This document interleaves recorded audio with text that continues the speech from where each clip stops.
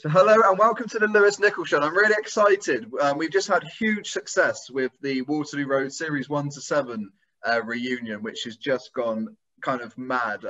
So we're here with the cast when it moved to Scotland, Series 8 to 10. So let's say hello to a lot of them I couldn't recognise when they came on because they changed and aged, not in a bad way, but just because obviously careful. Okay, that's the second time you've said that now, mister, right? I do.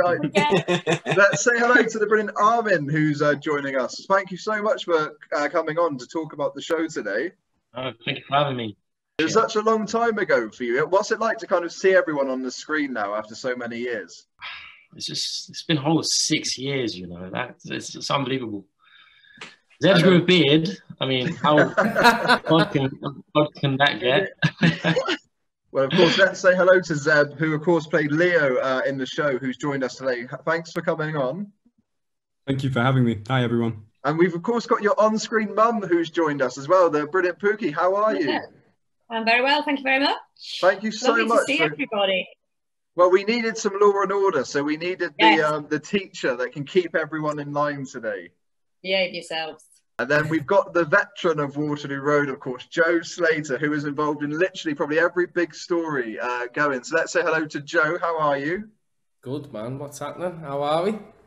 Brilliant. It's great to have you on. Thank you so much. And then Kirstie, thank you so much for coming on. We got lots to talk about. Of course, Imogen was involved in some huge storylines. And we spoke briefly earlier, so I know you've got some funny stories that you can tell us about filming later. Yeah, possibly. I might reveal some secrets, who knows. Yeah, good to be here. Thanks, Lou. Thank you. And of course, we've got your other half, Shane, on the show, who's joining us, who of course played Connor Mulgrew. Thank you so much for coming on. Hello, thank you.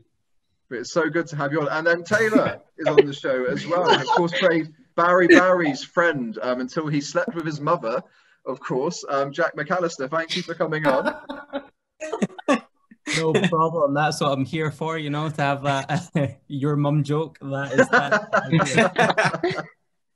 And someone who's coming back, thankfully. We did an interview last week with Richard, which was just brilliant. So thank you for coming back on to reunite with the stars of Series 8 to 10. You're welcome. It's just so amazing to see everyone's faces. It's brilliant. Do you know, everyone on the call has said you look younger. I mean, that must make you feel good that during the lockdown, everyone's saying that actually you look younger than you did when you were on the show. Yeah, well, I've got a 7-month-old, so I don't know what's going on. Like, I don't know, maybe I've done a deal with the devil, probably. But it might have something to do with that. I married a makeup artist that everyone on here knows, Tammy, and who's now a registered nurse, and she's actually doing the COVID vaccination program. But then she has a skin clinic, so I might be getting some free products. Right, that would explain it. Let's say hello to the lovely Adiza. Thank you for coming on. You of course played Liberty in the show, so we've got lots to talk about. You look amazing as well, really stylish. Oh, thank you. This is all for you guys. And we've got to say now, probably one of the funniest characters in the show's history. A mix between Trigger from Only Fools and Horses. He was just hilarious. It's brilliant. Mark, of course, who played Darren. How are you?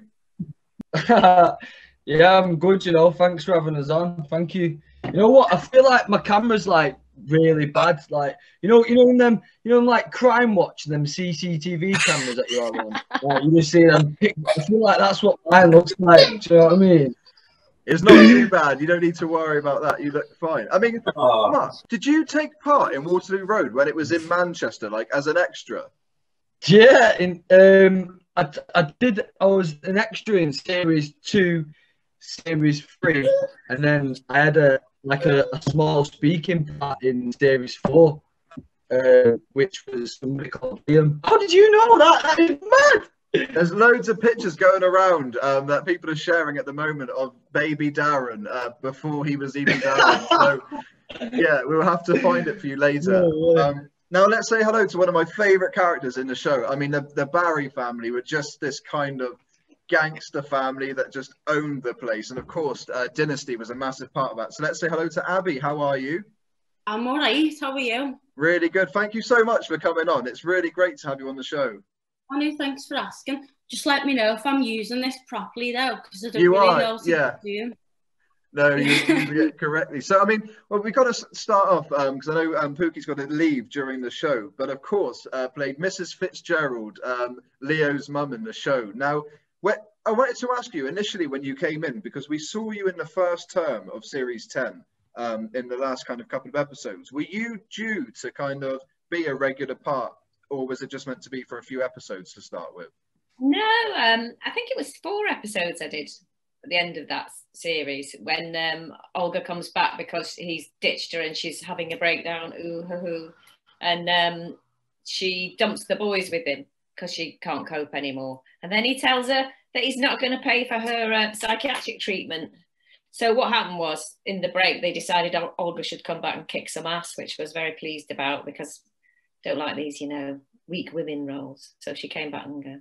I mean, she was a no-nonsense woman. I mean, I loved Olga in the show, and I kind of wished that the Fitzgerald family were in it like before because they were so good. And then it ended after the 20 episodes that we saw the Fitzgerald. I mean, what stands out for you during your time in the show as kind of your favourite memory when you think back to it? I think it was just the people, It was actually sunny that summer in Scotland, which is very unusual, which helped. But it was just really nice because we were all up there in Guruk and Peanut and all that, and we just all got on really well, and we used to go out for dinner once a week. The teachers did. We didn't allow the pupils to come, of course, and it was just guys. Everybody was really nice and got on really, really, really well, and I was so sad when it all ended. But I just enjoyed playing a kind of sassy character who was standing up to the man who dumped her and kind of won him, back in the end. Well, not won him back, just kind of survived without him. So it was good. What's it like to be reunited with Zebb, who of course played your on-screen son? Because I know at first you didn't recognise him on the actual call. I was thinking today, I wonder what Zebb looks like. And yes, he's very handsome, isn't he? Yeah, it's very good. I didn't know. Zebb, what's it like for you?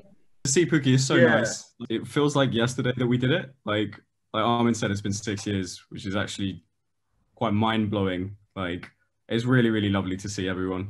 Yeah, I wish I could see everyone else as well. So nice. And obviously with a family like the Fitzgerald family, when they put you together, because obviously all your big storylines are together.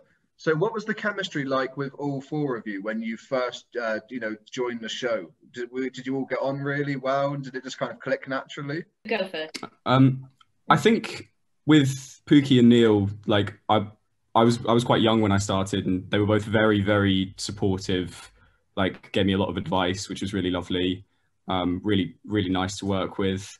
Max and me weirdly kind of had a little bit of a brotherly dynamic in real life as well. Like, he definitely felt like my big brother, and I was also a tiny bit scared of him, which probably played quite well. And we lived together in the second sort of block of shooting as well, which also sort of helped with that dynamic a lot. So yeah, no, I definitely felt like we had a really good kind of family cohesive dynamic.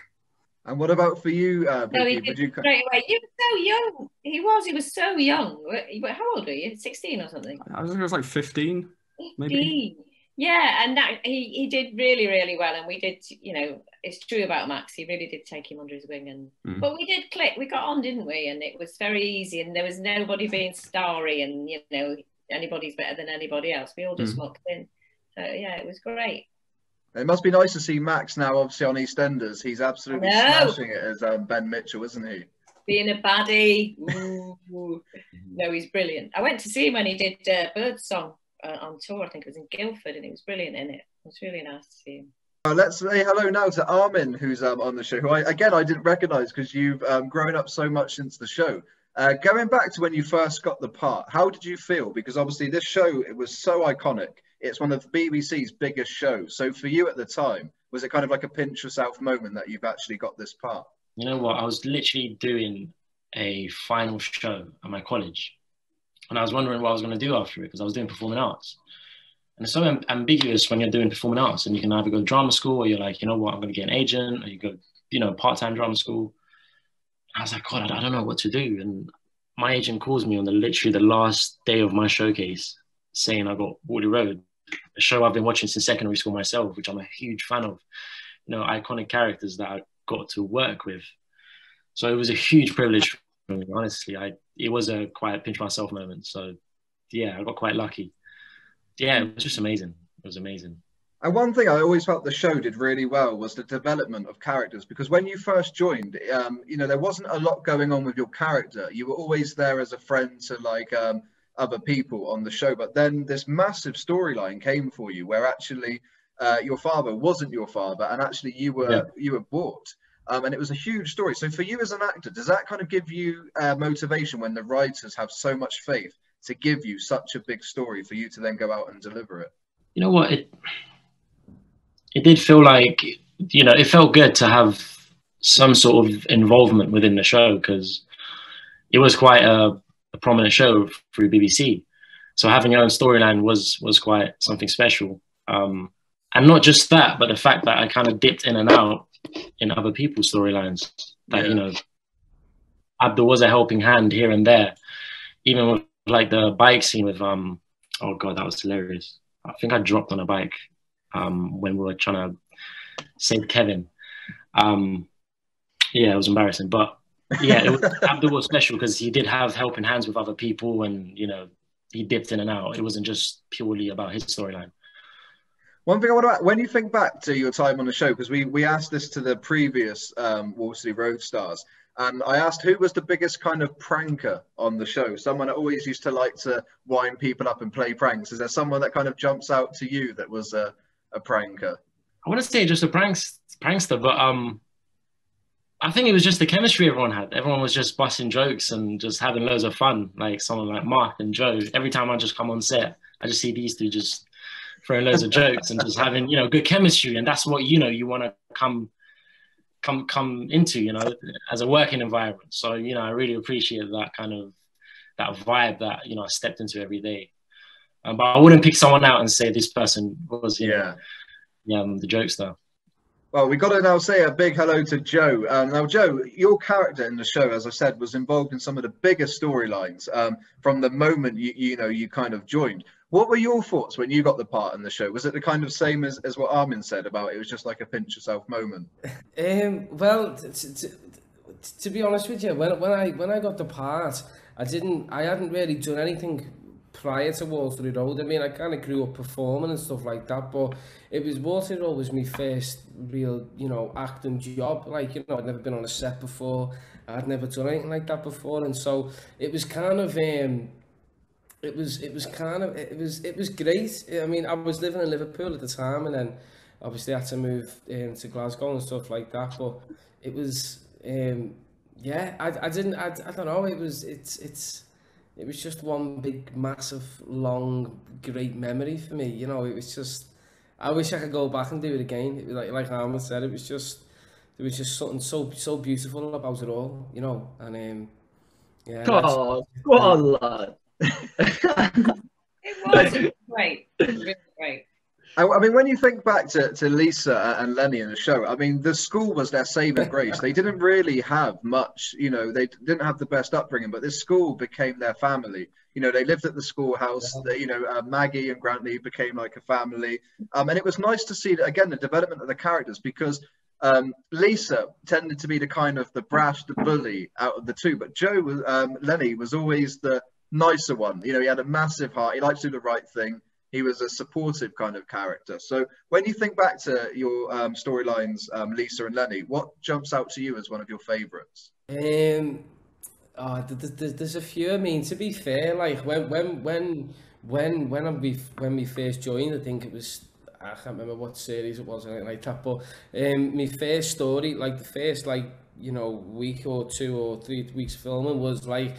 It was a big episode, like you said, we just joined the school, and our brother got arrested and all that kind of stuff, and I think we were quite lucky, really, to have a good, a few storylines and stuff like that, and I suppose looking back on it rather than at the time, looking back on it, as you say, it was really, really cool. Whereas I think at the time I was just trying to take each day as it came, really, because like I said, I didn't really, don't know. I didn't really think too much into it. I didn't really know what I was thinking. I didn't really know what was going on. It was just kind of just taking each scene and each bit of dialogue one bit at a time, you know. And so yeah, I said I was just really grateful for it all, really, you know. Well, I always remember the scene where you fell into the lake, where the teacher that wasn't the teacher. Oh, mate, don't, because...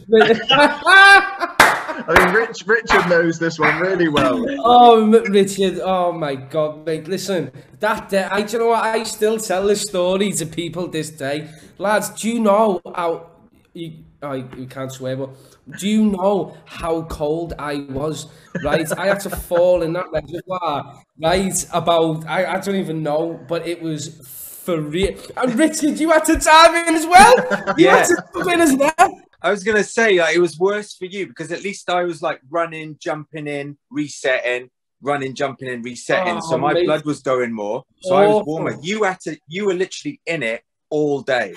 It was awful. You know what? I remember when I come out of the water, there was a runner called Lenny, and he used to give me a cup of tea when I'd come out, because I was freezing, and it got to the point throughout the day where I could pour a cup of tea on me, a boiling hot cup of tea on my hand, and I didn't feel anything. Honestly, that's how cold. I'm not even exaggerating. That's how cold it was. But that was a great story. And Duncan, the guy who played, I can't remember his name now. Who played the character's name, but the guy who took Lenny up to the hills. But Duncan in real life, he's still a really good mate of mine. And yeah, that was great. That I had a lot of fun doing that, man. Yeah, that was memorable. I mean, Richard, we spoke last week, obviously in the interview that we did, the solo interview, and you had fond memories of that as well, because it was kind of like a James Bond moment for you. You had you loved the skinny suit, and you were straight in that to kind of save Lenny, weren't you? Yeah, and I was talking about on that. I was talking about how I had to learn to dive across the water, and actually, me and Joe had to go to a swimming pool the week before, and I'll never forget it. Like, we were like swapping music in the car. I remember Joe reintroduced me to a Mace album. Do you remember that, Joe? Oh yes, I do. No way. Yeah. And so we had like rehearsal time in the water as well. But that's one of my favorite memories, is that car journey with Joe and listening to music. Oh man, so, awesome. That's awesome, man. Pooky, do you feel a bit shortchanged that you didn't get to have one of those action scenes where you could have dived into a lake? Because that's something you would have liked to have done. In Scotland. Let me think about this.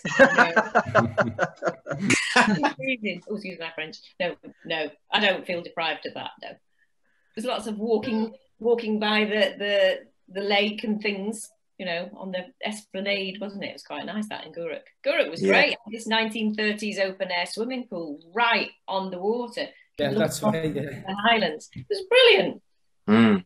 But we've got an absolute Waterloo Road legend on the show. Kirstie, thank you so much for coming on the show. I'm really excited to have you on. What's it like to see everyone again? Because it's been years since you've seen a lot of these people. Yeah, it's mad, you know, but it feels like it was just yesterday for some of them as well. It's just a bit crazy to see you all on here, but yeah, it's good to see y'all. It's really nice. Now, obviously, when the show moved to Scotland, Connor and, of course, you know, it was a massive story for you both. It was the love story that everybody wanted. You know, you came together, you got married, and it was just fantastic. What was it like when you first met Shane for the first time? Did you get on from the minute you met each other? I'd like to say yes, we did. Yeah. No, we did. Of course we did. Of course. Do you know, it was an odd time because the two of us, we knew that this was a brand new sort of setup for the show. It's just moved to Scotland, so what a privilege and an honour for us to like sort of join the show at that time. And obviously, I think we had in the back of our minds like, you know, that it was such a well-respected show when it was in Manchester and things. So we felt that kind of pressure of what's it going to be like? Are people going to take to us as new characters? Are they going to enjoy the shows just as they did back then and stuff like that? So we were really quite excited and, you know, a new thing for us. And we were, you know, so pleased that we were a part of it. And yeah, Shane and I definitely got on quite well. I remember us getting the train, I think back maybe to the read-through or something on the day, because that read-through day was crazy because literally for me, it happened so quickly because my audition was on the Friday. And then on the Monday, I got the call to say that I had it. And on the Wednesday, I was in the room with like all of the legends, like Laurie, Mark, Philip, and I was just sitting there like really overwhelmed, thinking went so quickly. And then we had Shane there as well beside us, and the two of us at that point, we didn't really know what the storyline was going to be or how much involved we were character-wise as well. I knew that I had some flirty sort of scenes, but other than that, we didn't know exactly kind of what the journey the two of them would go to.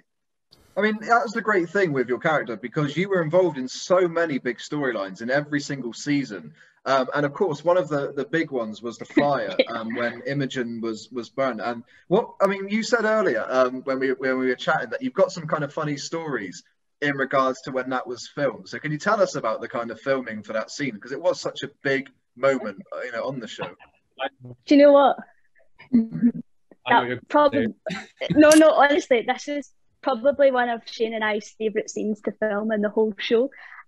So when you do the fire scenes like that, this was a big stunt, obviously. So it was split into like 2 days filming, and one of them was on the set of the show, where we did the sort of aftermath of the thing. But the actual sort of shot of like the fire and everything was in a completely different area away from the school, because it had to have all the precautions of fire safety regulations. So it was set in this sort of warehouse.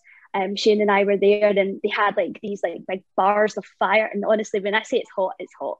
Like, it was crazy times there. But we had Shane and I had stunt doubles to do this sort of take, because there was a big explosion, obviously, and we had to sort of like dive away from this like mad fire. And I've got this vivid memory of Shane and I watching the two stunt doubles who they didn't really look like us like at all, like when you just like looked at them, because I was like, there's no way that's actually like, that's crazy. And then Shane had like this like massive bodybuilder person. I was like, that's not you. That's why I was giggling. I remember seeing them that day. I was like, that they just didn't look like us at all. And then I remember sitting and we were watching the take, and they did this sort of rehearsal of like the countdown before like they both like sort of dived away or jumped and stuff. And it was just hilarious, because Shane and I just both kind of looked at each other at the same time and went, oh my God, like that's us, like that's so crazy. It was so weird to like see us but not us. And that was the funniest time. And actually Shane and I had to get taken off set while they were doing it, because we were crying with laughter watching these stunt doubles doing this thing. That was our funniest part, I think. Pooky, do you have to leave? Thank you so much for coming on today, Pooky. Lovely to see everybody. Thank you. See you, Pooky. Great to love. Bye, Pooky. Nice time. Bye.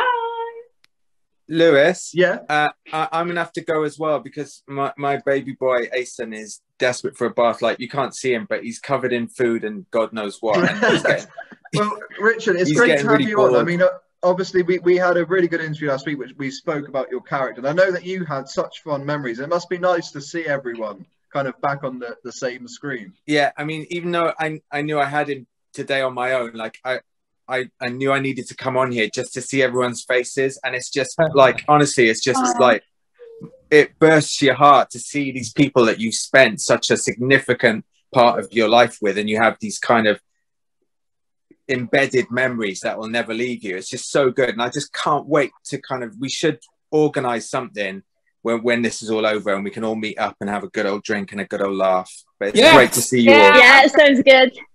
Loads of love to you all, okay? Love to you, Thanks so much, Richard. Hi, Richard. Nice to see you, man.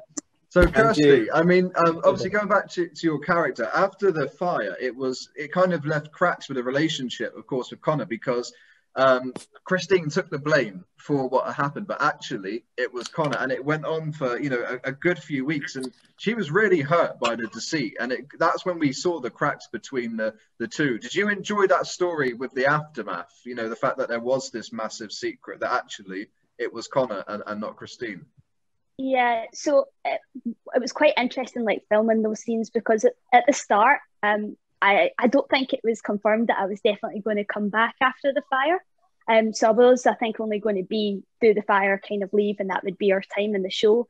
But I think when the sort of producers were watching the first sort of number of episodes between these two characters, and they thought, actually, these two are going to be kind of seen by the fans or like the people at the show. Like, it'll be interesting to see their sort of dynamic as it goes along. So when we did the sort of next sort of 10 episodes, it was that will they, won't they kind of moment. And yeah, it was a weird time for us filming it as well, because I felt that sort of like he's ignoring me and we're not in any scenes together and it's really annoying. And you know, there was that sort of moment. So it was always that sort of you know, it was an interesting this time to do, because obviously my looks changed as well in the next 10 episodes, and I think you felt our struggle and our hurt between what had happened, and she was just thinking he was rejecting her. But at the same time, what I did enjoy was the new sort of girls getting together kind of spirit and like supporting each other, and that's kind of where Dynasty came in to be that sort of support for Imogen and get her kind of through those tough times. And yeah, even my physical appearance with the new scar and everything appeared in that next 10 episodes. And I tell you, I was first in the makeup chair and I was last out of it every day. To have it to get it done. Do you know, you mentioned of course Dynasty, and that's one friendship I loved in the show, because you wouldn't put these two to be friends, but you were the most loyal friend to each other. And I think Dynasty really helped with the confidence of the character, you know, especially with the injury. I know she used to help with doing the makeup, and it was just such a nice friendship. What was it like working with Abby? Did you get on in real life as much as you did as the characters did?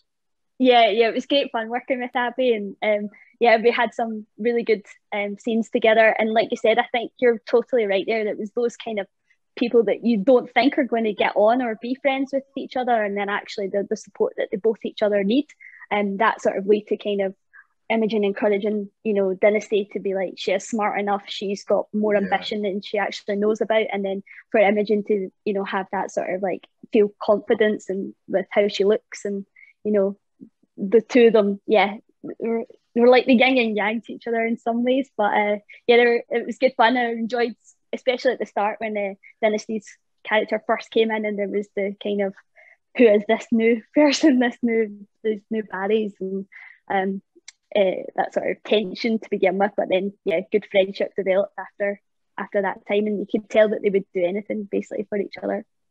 Well, we're going to talk to Abby in just a moment, but of course we've got to talk to your hubby, who's just to your right. Let's say hello to Shane. Thank you for coming on. Hello. So, I mean, with your character, I mean, he had so much trouble from the very beginning, because he was dealing with so much. You know, it was really sad at times to watch, because he was this guy that just wanted to live a normal life, yet he had to kind of this responsibility of looking after his mum, who was an alcoholic, forced to tell lies for her, take the blame for some of the stuff that she had done just to protect her. So that was such a big story for you to take on. What were your thoughts on that kind of story? Because it was such a big part of the first series. Yeah, well, we only filmed 4 episodes at a time, so you didn't really know. If you'd had a chat with the producers, they'd kind of tell you roughly where it was going, but you don't really think about it in the moment. You just do what's written and try and do it well. And I don't know about you guys, but it's kind of the aftermath when it comes out, and then you get the messages through that people have gone through something similar, or and then you kind of realize, I think if I thought about that pressure back then, I wouldn't have probably been able to do it. So yeah, you just kind of do the best you can and hope you do it justice. You know, you can't kind of think about it too much, because for me anyway, as an actor, I think it would cripple me. Got to mention Laurie, of course. She played that role just incredibly. I mean, her performances were so powerful, you know, and she did the storyline justice. What was it like to work with Laurie? Because she's such an established actress. Was she someone that, you know, became a mentor as such? Yeah, she did. She was brilliant, and you know, we clicked straight away. We had really good chemistry together as well, and she almost became my on-set mum, quite literally. And like, if I did something wrong, or I looked the wrong way, or if I stole her light, I'd be the first to know about it. So, you know, I think I was 18, 19 when I started on it. So I worked for a good couple of years, and I learned a lot from her as well. So yeah, it was surreal at the start, and then just became normal, and then you become friends like everything else. And I don't know why with Connor in the show, but he was always someone that I found unintentionally funny, because he would do things that you shouldn't laugh at. But there was always a scene I remember where he carried this crate of empty bottles, walked into the staff room, chucks it on the floor and said, these are my mum, she's an alcoholic, and just completely told everyone the truth. But it was, when I watch it back, I always find it funny just because he does it with such a straight face. You know, it was just brilliant to watch. You don't remember that, do you? No idea. I could see it just going over then.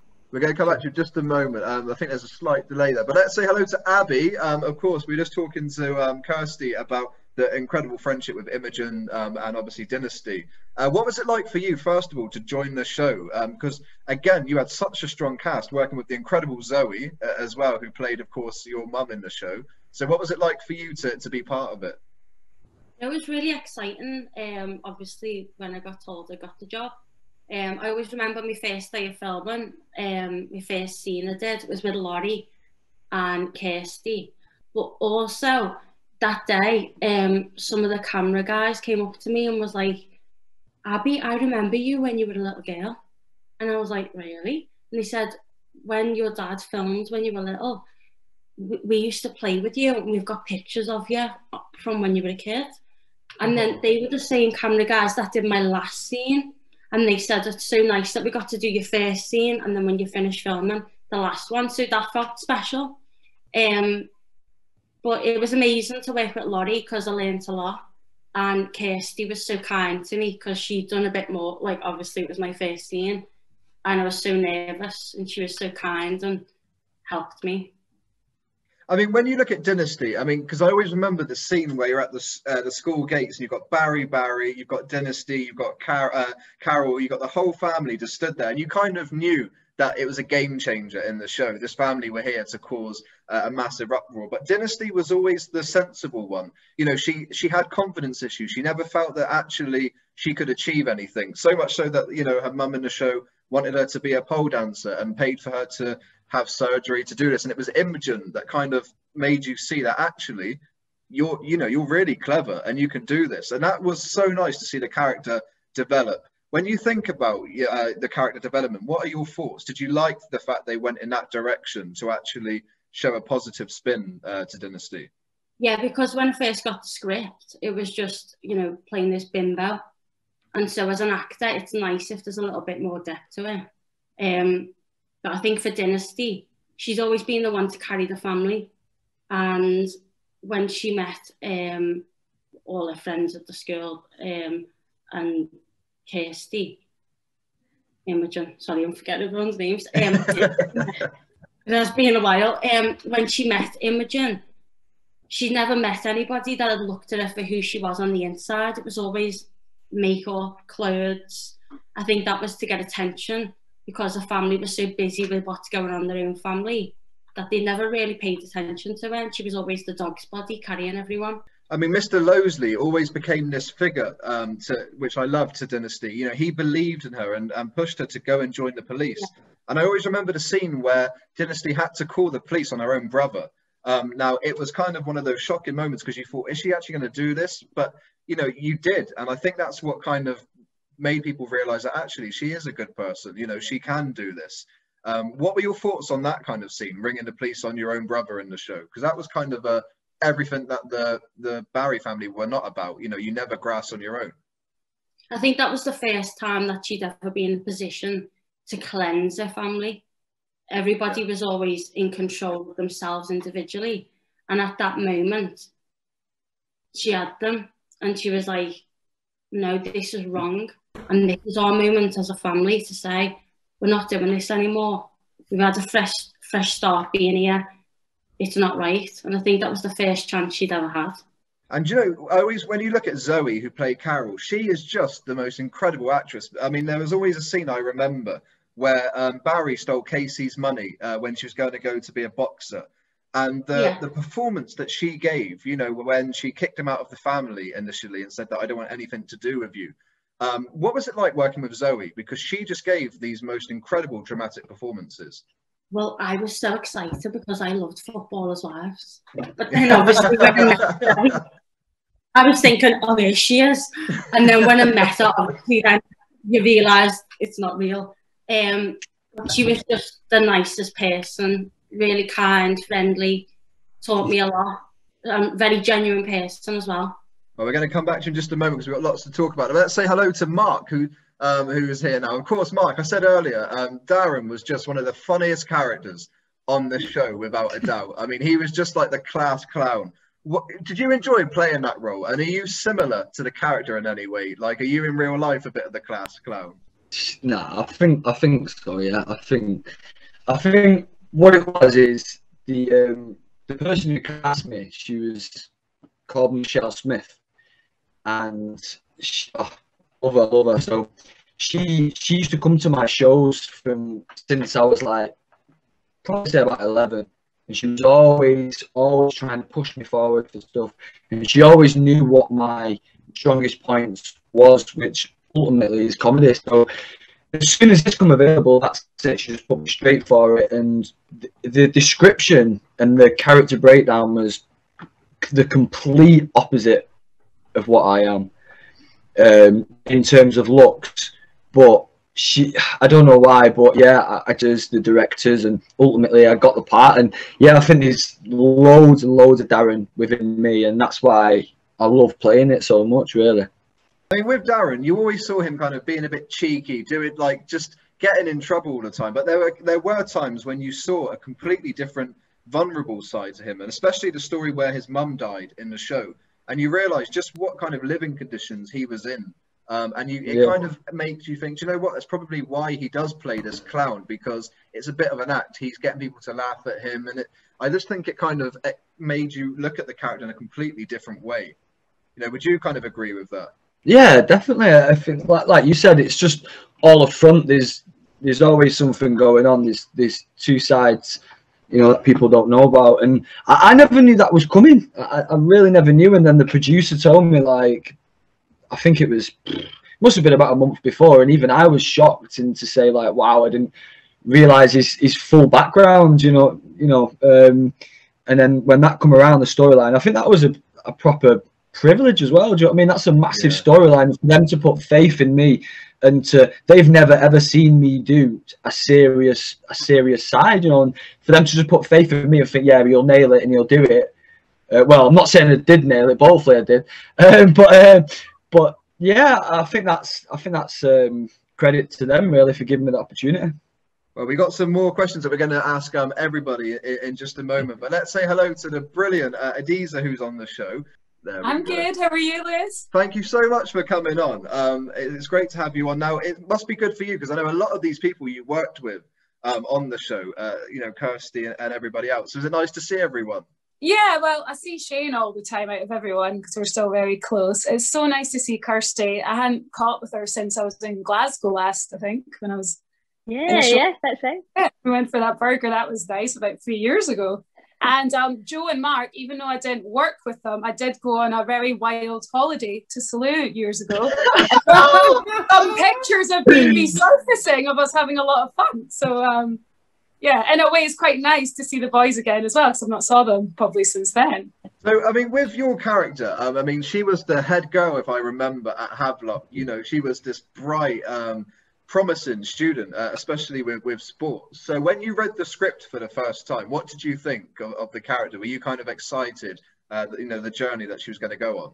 Well, funny enough, I actually auditioned for Marlene's part. I think at the time my agent was just like, chuck her in to see what sticks. She knew I wasn't, you know, right for that part. I wasn't from Congo. My dad is half Ghanaian, but it didn't quite work. And Michelle, who cast it, was a bit like, do you want to come back in and read for this other part we've got? And it actually wasn't written at the time. So this part was kind of just developed as they cast me. And she gave me another script from a show, an episode that had been on from another runner.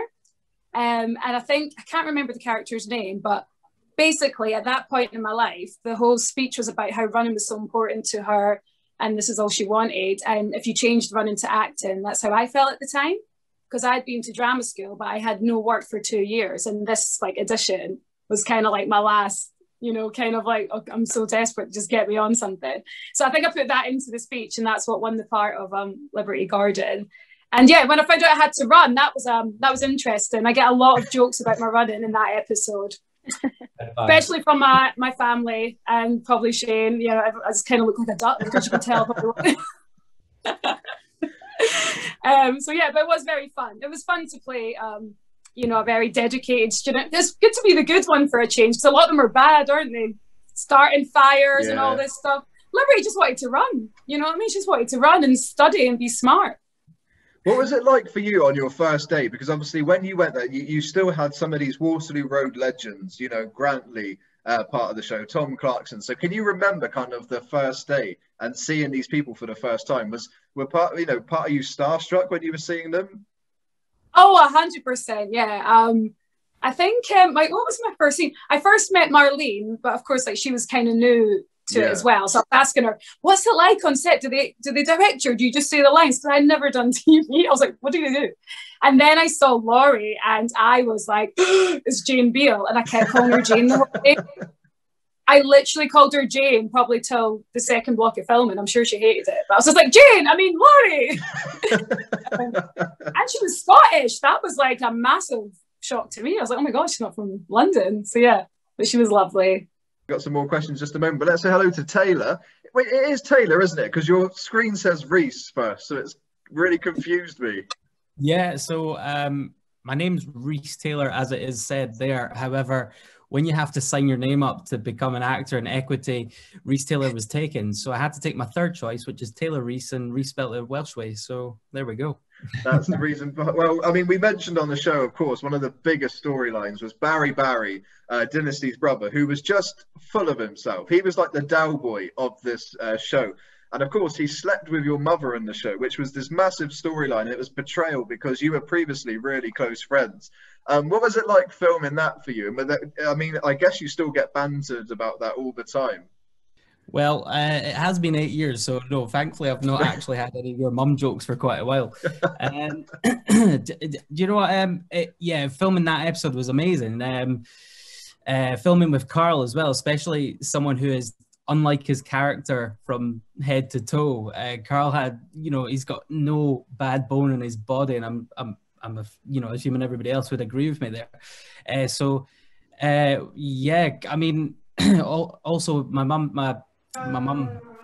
Pollyanna Macintosh, she was absolutely beautiful, still is absolutely beautiful, and I probably had a crush on her on set, to be honest with you. She was just a beautiful character all in all, and she had so much experience in so many horror films and TV shows and everything like that. So she took me under her wing for quite a while. I think we were filming for about a week or two together, which was fantastic. We were always in the hotel or always like just chilling out with each other. It was really nice. She would always tell me her stories. And I mean, yeah, talking about being a bit starstruck, I mean, Zoe Locker was just incredible for me. I actually asked for her autograph as we were just about to film one of the scenes where the Barrys are coming down the hall or something like that. I think it was one of their first scenes as well. I stupidly, unprofessionally asked for her autograph because she is, wow. And then also Philip Brown, who is playing Grantley. He, for me, when I came up the stairs in the school at Greenock for the first time, he was the very first person I met or seen. And I remember watching Waterloo Road when I was a lot younger than what I was. I think I was 22 when I started filming, and you know, obviously I'd been filming a lot longer before that. And I remember him being one of the, you know, the top stars for me. So meeting him for the very first time was, my heart was racing. It was brilliant. And that was my first TV show or anything to do with TV and film. I had a theatre background. So going into that for me was quite scary, knowing absolutely nothing. And then you've got to stand here, you've got to stand there, you know, you've got to do this. And then it was a lot of waiting around as well at the same time while you had to change the cameras around. And it was such a new and exciting, you know, experience that I definitely will not forget. When you think back to your character and your time on the show, what stands out to you as your all-time favourite scene, you know, that you have fond memories of? There was a couple, and I think there was some where Carl and I just we had the giggles at one point, and it was at the point where we were trying to do a serious scene in the toilet where I take a bat to his head, and it was just absolutely ridiculous. He's peeing in the urinal, and I've got a bat to his head, and and we actually couldn't stop laughing for a good 10 minutes. The director actually came into the toilet with us, and the three of us just sat down having a laugh. So I think that was such a good scene for me and him anyway. At the same time, Carl and I got on like a house on fire, and that, especially in the first episode. But also it was a serious episode at the same time. So we got it all out the way in the first 10, 15 minutes. And then we were like, right, okay, we really need to get on with this. Yeah, so that for me was quite fun because I got to smash a mirror about 5 or 6 times. And then I got to smash a handheld box thing about 5 or 6 times as well after that. And then I just really enjoyed throwing things about, which was really, really exciting. And then other than that, it was also the bit that was really, really good, good fun filming was the football scene that I quite enjoyed doing. We had to play against, they got a Greenock Morton, one of the youth teams there from Greenock Morton to come over and play us at football. And when I got the part, they said, can you play football? I said, yeah, I couldn't at all. But Jack McAllister was supposed to be, you know, really, really good. But I was always told in drama school, and I think it is completely wrong now you think about it, but if you don't know how to horse ride, you say yes and you just learn on the day. So I did that with the football scene, and I did look a bit ridiculous, to be fair. I couldn't play football at all. I think they told me to do a couple of tricks past one of the defenders who was, you know, had to allow me to pass him, but make it look really good. And I remember accidentally kicking it out of touch a few times. So they just stopped the scene and made me take a penalty and score like that instead. Well, I mean, you were just talking about Carl, and a scene that I remember, I've just seen Mark on the screen, was when you both were high on magic mushrooms in this woods. And then I can always remember Joe looking after a goat. Lenny was kind of looking after this goat in the same episode. I mean, Mark, what were your memories on that scene? Because that was just hilarious, watching you and Barry in the show being high as a kite on magic mushrooms. Yeah, that. Do you know what? Do you know what's strange? That is the reminder I get every time I go and see my mum in Wales. She's literally got a picture on a fridge of me, Barry, poking out of the side of a tree like that. But that, honestly, that was, yes, amazing memories. The reason why I liked filming that so much is obviously it was on location. And in Scotland, when you're on location, and everyone will agree, it's just amazing. Like, we were just literally in the middle of like massive forest, and we was just trekking around for like, I think it was a good few days. But yeah, I always remember Joe with that goat though. That was and then he's chasing it around in the school. Oh my, that was hilarious. Lisa, we have to look after the goat. Such a good impression. Joe, do you miss the goat? Did you like have fun when you were looking after it? Do you know what, mate? I'll be totally honest with you.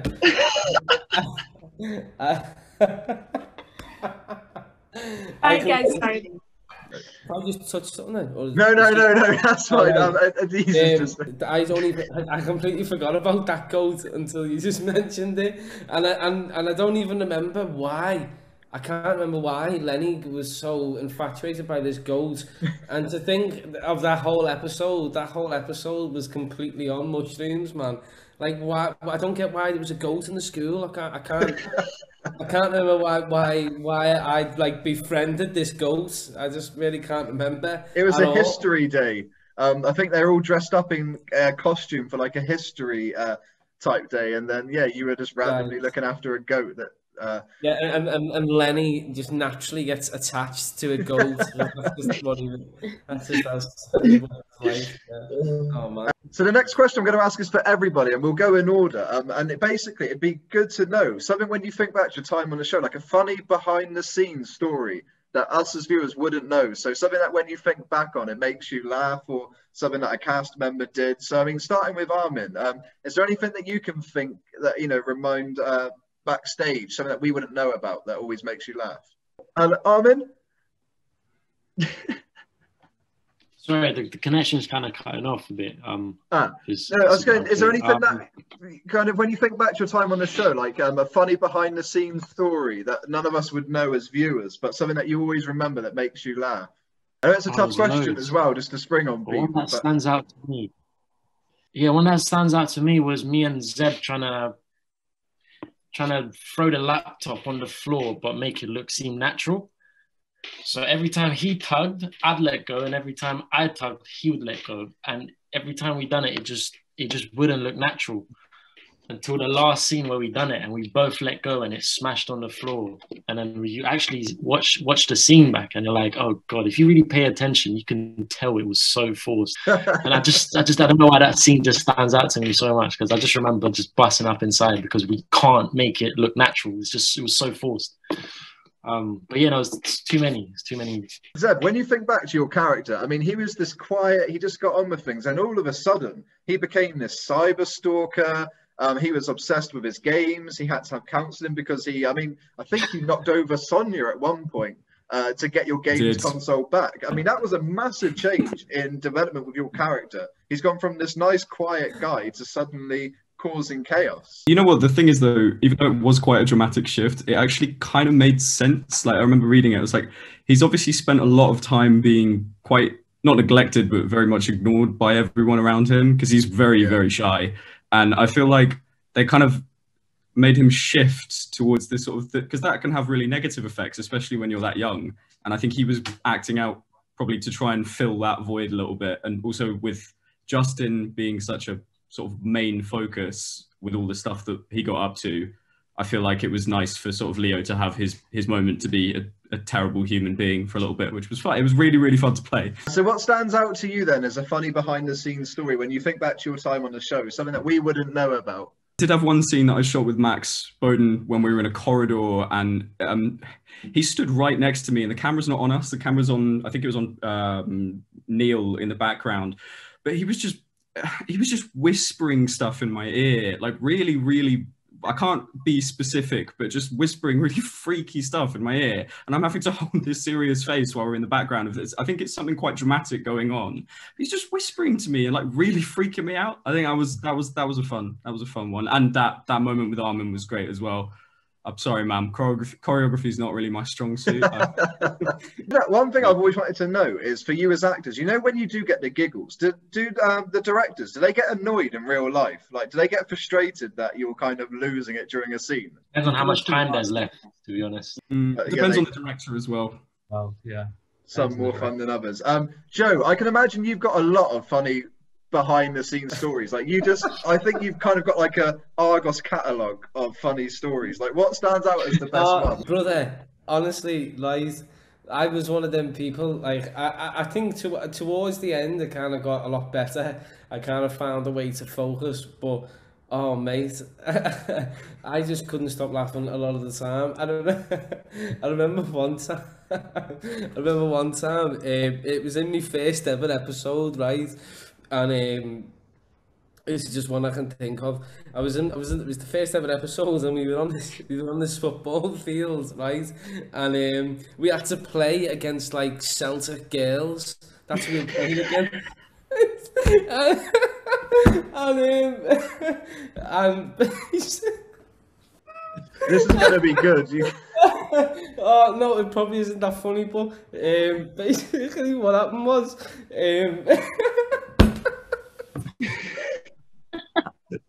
I think the laugh is more funny than the story. Oh, listen, what happened was, so we were supposed to be... Yeah. No, you're keeping everyone on tenterhooks now. Sorry. No, I don't. I just can't. Right, so basically what happened was, we were playing Celtic girls, and like it was like Waterloo Road against this football club, and so they were all girls, and literally like they were big girls, you know what I mean? Like they were a lot bigger and stronger than us at the time. And like we trained with them and all that, like for like a couple of days before, and like so everyone's filming. It's like so it goes action, and like the whistle blows, and within I'd say within like 3 seconds. within 3 seconds, someone passes the ball like to me, and I run to it, and this big massive girl runs to it as well.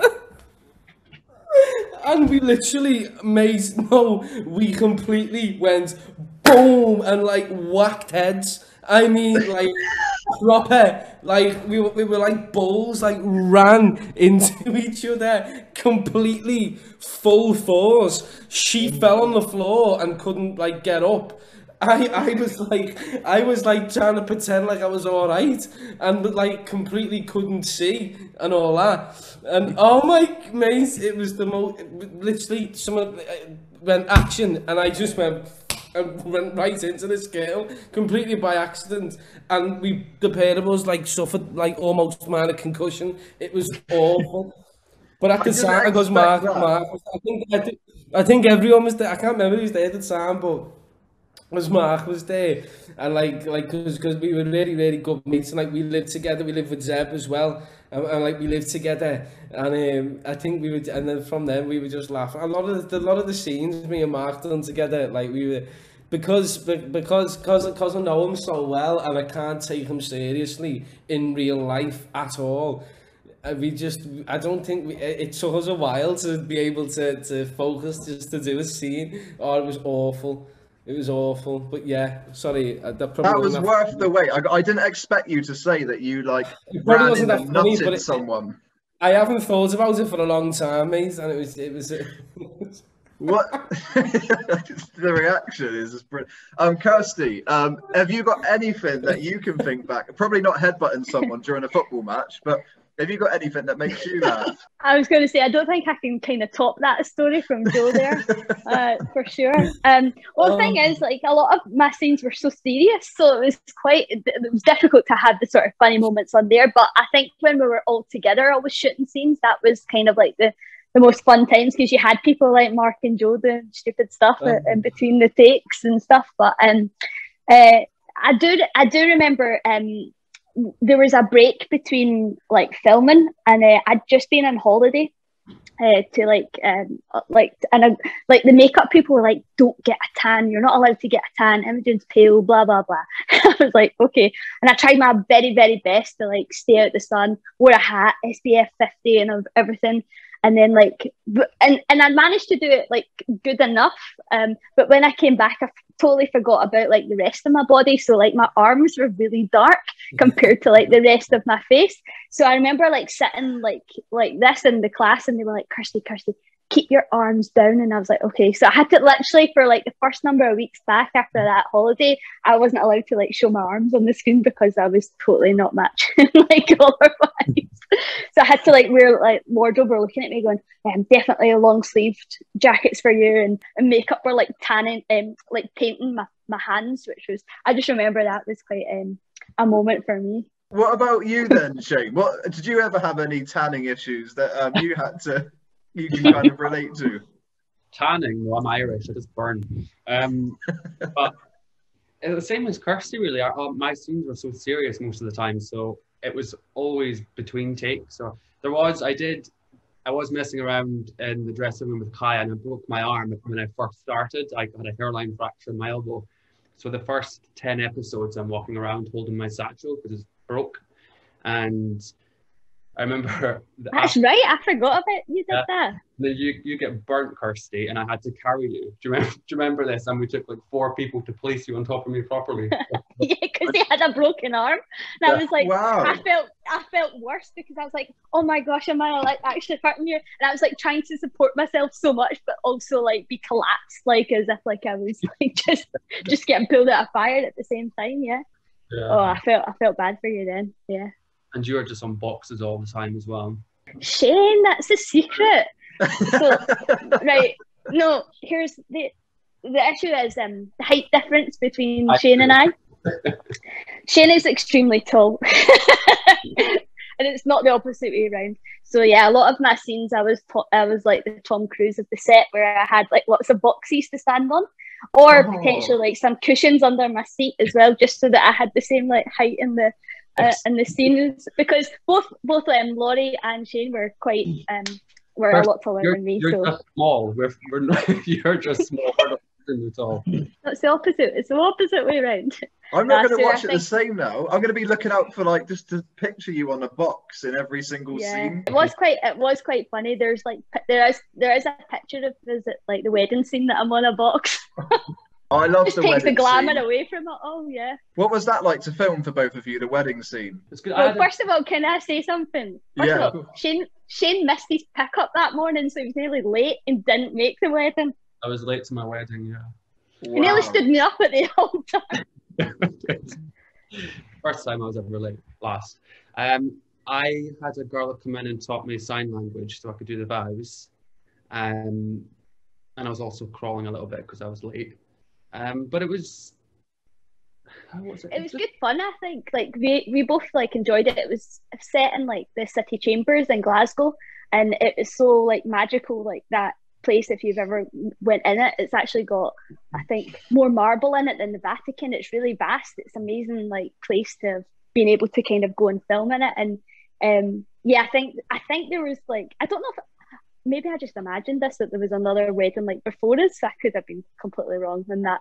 That can't be right. I maybe made that up, but I just remember like them going, like it was such a weird situation to be like in this like full wedding outfit and like being in this sort of mad area. But it was really nice. I really enjoyed filming those sort of scenes, and it felt like a nice sort of like end to that chapter. No, I mean, Joe, I just can't get Joe out of my head running into someone like that's got me like laughing. But let's go over to Taylor. What stands out for you as a funny behind-the-scenes story that you can remember during your time on the show? I really like. I honestly, I have a bad memory anyway, as it is, and I don't. I mean, there was probably tons and tons of really fun memories I've had with all these guys, and I just can't remember one prime moment. Lots of good memories.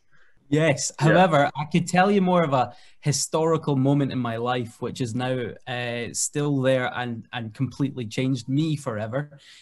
So I was doing a scene in a classroom. Behind me, I think, were Shane and Kirstie. And then I think on the other side was Abby and Tommy. And I think that was at the point where they were trying to discuss about, getting a gun in the classroom, talking about Shakespeare. As you do. As you do. And next to me, there was a young girl playing one of the extras. And that day we had a wee chat. That was nice. And another scene, another day, well, she was very hungover. So I was asking her if she was all right. And it turns out she was gluten-free and she was about to book into this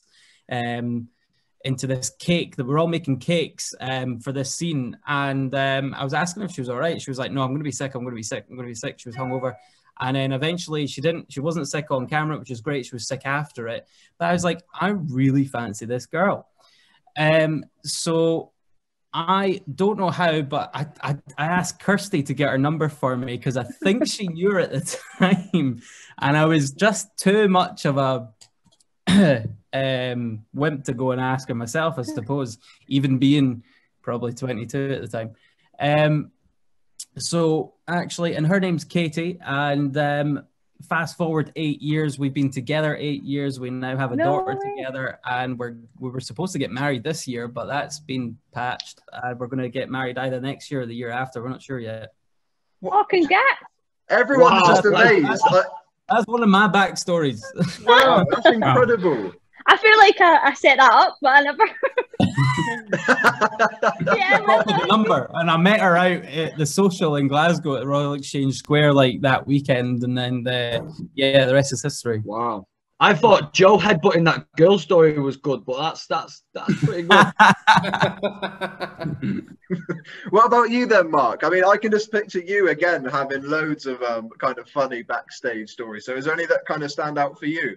Honestly, like it's like Joe said, like everyone, like I loved everyone, and I love everyone here. And thanks again, Lewis, for doing this, because it is great to see everyone. It really is.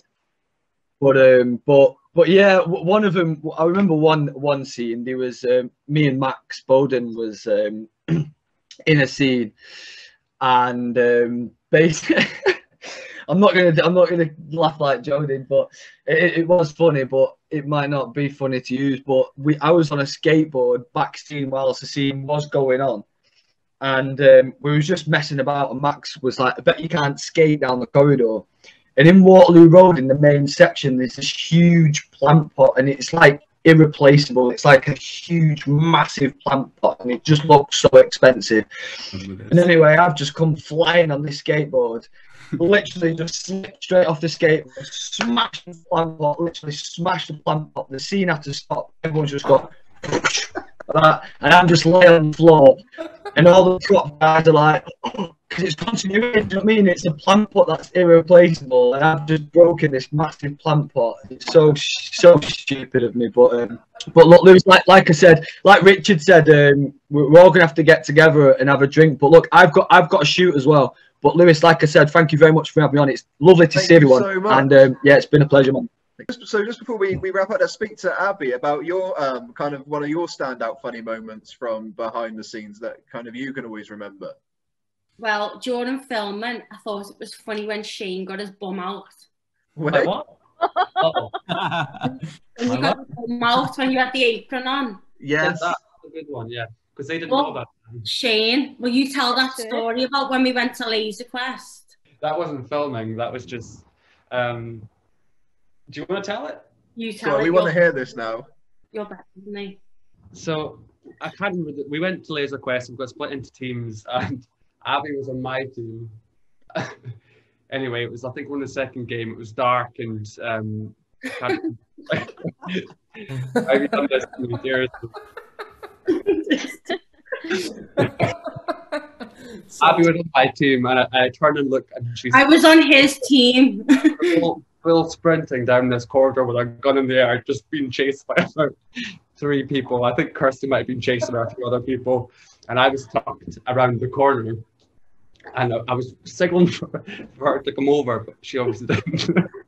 I thought he was on the other team. She didn't notice me. I was on her team. She rounded the corner, seen me crouched down, and with the butt of her gun just smacked me in the face. Wow. I split the side again. At the end of the game, I was like, wasn't that brilliant? And Shane was standing there with blood dripping, and I went, what have you done to your face? And he was like, are you having a laugh? And I went, what? It looked like it needed gluing together. Blood everywhere. You just whacked him on the head with the gun? It was like reflex. They thought it was real. I thought if we were on the opposite team, she was like, She rounded the corner and watched me in the face with a gun, and then just kept running, didn't even see if I was okay. Thank God you didn't go bowling together. That could have been even worse. To watch out. Bit dangerous to go out with. I mean, do you know, Dynasty was such a legendary character. When we announced we were doing this, the amount of people that were saying, please hope Dynasty's on, because you were just such a big part of the show. And I think what people loved was they could relate to the character. You know, there's loads of people in life that have gone through that feeling of, you know, I can't do this. Maybe I'm not good enough to have a career in this. And I think the character of Dynasty was all about empowerment to people, that actually you can do this.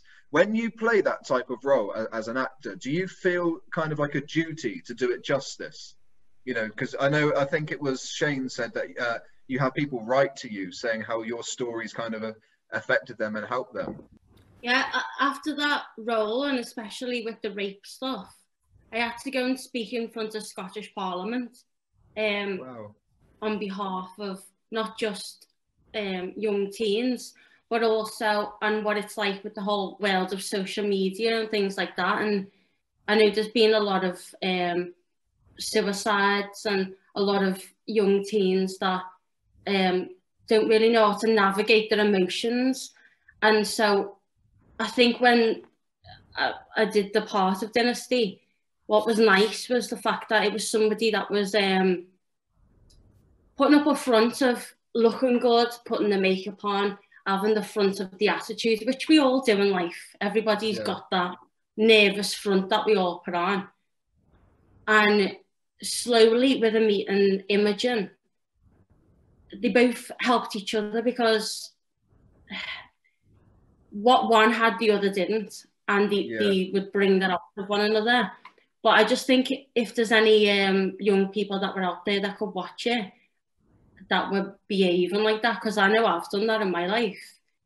It's nice to share with one another that on the inside we all feel the same, and I think hopefully it helped. And I do know from talking to young teens that did watch the show, they've said to me, you know, I suffer with anxiety, and when I watch that helped me. And it's just nice that the writers could do that part justice, you know. Well, you absolutely smashed the part. And I know for you guys as actors as well, it's difficult at the moment in the times that we're in. I know a lot of productions have stopped, but has anyone got any kind of projects that you've got coming up that you can tell us about, you know, be it like a TV or a film project? Armin, do you have anything at the moment? Series for Stars coming out. It's called The Girlfriend Experience. Okay. It's an American show, but it's shot in London for the 3rd season. Yeah, got that. And apart from that, it's just been really slow. You self-tape and God knows where you send it off to. What about you, Zebb? Have you got anything at the moment that you're working on or potentially coming up? I just shot a independent short in Birmingham last Friday. That's basically like an action piece, but I realized I'm not cut out to do action stuff at all, because I got like put in a harness and like pulled up against a wall and like throttled and thrown about. It was great fun. Hopefully that's going to come out later this year. Awesome. And I know, Joe, I mean, you work in music as well, and you're releasing music. So tell us some of your upcoming projects and stuff that you're doing at the moment. Yeah, so like, to be honest with you, like acting was never really my thing, to be honest. You know, I'm a musician at heart, maybe that's kind of what I do. So yeah, I'm working on an album at the moment, and the first single should probably be out within the next 2 months. I've been kind of just working on it for about, I don't know, I'd say about 8 months, but that's during the whole lockdown thing, you know, and a little bit before. So yeah, I'm working on that, and obviously, you know, like festival season and all that, I don't really think it's gonna happen this year. Maybe it is for, like, you know, I don't know. I personally don't think it is, but yeah, just hoping to get back to normal. I mean, I'm a working musician. That's kind of how I earn my living, you know what I mean? So I rely on all forms of the hospitality industry to be open. You know, if they're not open, I can't do my job. So it's like, yeah, I'm just kind of waiting for the world to get back to some kind of, you know, normality, you know, if it ever was normal, you know what I mean? But yeah, I'm doing an album at the moment, to answer your question. And with lockdown, for you as a kind of an artist, has that given you a chance to, you know, be a bit more creative and work on things that maybe were on the back burner previously due to work? You know, has it given you more time to actually put something together? Listen, look, it's sweet and sour, man, innit? It's like, you know, I mean, realistically, I should say yeah, because, you know, I think, you know, creativity and inspiration and all these things, you know, and everything that we do, it's all momentary, you know. It's not real life. It's just what we do. It's momentary. So if I get inspired to do something, or if I actually do it, or if I'm doing this or doing that, it doesn't happen all the time. It's just not inevitable for it to happen all of the time. It's all momentary. What the key is being able to access it and being able to have the kind of the momentum to act on that moment. I think that's when you get things done. And for me, there's been moments within those moments where I haven't acted on it due to certain circumstances, due to being locked in, due to not seeing anybody, not experiencing anything new. You know, you can't write about life and kind of do a little bit of soul searching when you're sat in a house watching Netflix all the time, or, you know, the highlight of your day is going to Tesco and having a look around for 10 minutes. There's nothing, you know, if you don't see anything, and you can't talk about anything, you know. So I think there has been moments where it, like I said, where it's been cool, but I'd say, you know, the bad outweighs the good in that sense. I think it's a difficult time for all of us. And creativity is it's definitely a mental game. It's hard to master. I don't know how you've gone from talking about headbutting a girl to then delivering such a motivational piece there. No, mate. Well, sorry. Yeah, I mean, no. That's the greatest story. No, well, look, it's just where I'm at. You know what I mean? And it's quite. it may seem profound, or you know, or I don't know, but that's it, isn't it? You know, it's you know, it is the way it is. It is what it is, and it ain't what it should be, brother. Let me tell you, you know. What about for you, Kirstie? Is there anything at the moment that you're working on that you can tell us about? So no acting work at the moment. I do other sort of day-to-day jobs at the moment where I actually help organisations with their cyber security. So that's kind of my day job. So I help protect Scottish organisations and individuals to be prepared against cyber attacks. So you can imagine, obviously I've been really busy over the last year because everybody's now working from home, and there's been a rise in that sort of online cyber crime. So I help sort of raise awareness about that and tell people how to keep protected. So it's quite exciting. But yeah, it's definitely one that keeps me on my toes. Well, Zebb is someone you should watch for that. I mean, if I remember in the show, Zebb and cyber attacks were something of a big story. So that's someone you need to keep your eye on. You remember that, Zebb? Am I right in saying that there was a big cyber storyline? You are correct. Yeah, I hacked an international company called Wiredata. For some reason, I decided that I wanted to spend my afternoon hacking it, and then I got in trouble with the CEO. That was a very juicy storyline. With Kevin Chalk, I remember that. That was a big storyline. What about for you then, Shane? Is there anything that you're working on? Sorry, can I just say bye to everyone? I'm just going to go. I'm really sorry I have to go now. Thank you so much for coming on, Abby. It's been amazing. Is there anything that you're working on? Everyone. See you later, Abs. Lots of love to everyone. Thank you so much. Bye. Bye. Bye. So Shane, what about for you? Is there anything that you're working on that you can tell us about? Nothing coming out, but potential something about something coming up. But I won't jinx the world or get in trouble. Yeah. Awesome. And back edition, things are starting to pick up now again. So yeah, just kind of for me anyway, talking about you guys, since about December it started kind of showing a little bit of self-tapes, that type of thing coming through. And then yeah, I'll continue doing that until April. Amazing. And what about for you, Taylor? Is there anything again? Because I know it's a tricky time for everyone at the moment, but is there anything in the pipeline? No, so I stopped acting probably about 2 or 3 years after Waterloo Road. So I think I was probably about 25, 26 when I decided to stop acting. I had a few really good adverts actually that I did after Waterloo Road. Nicely got a bit of Iron Brew, which was probably one of my favourite things to work on.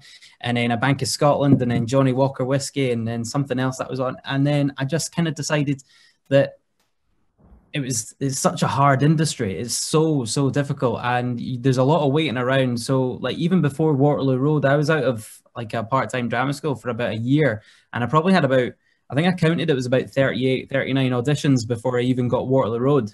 And I was even about to quit then. But no, I stopped acting at about 25, 26. I was working in the hospitality industry ever since, and now I've got my own business, which is a commercial cleaning company, which has done absolutely amazing. Very, very lucky actually at the moment, especially to be working at such a difficult time. But cleaning is an essential act right now for everybody, so it's gone really, really well.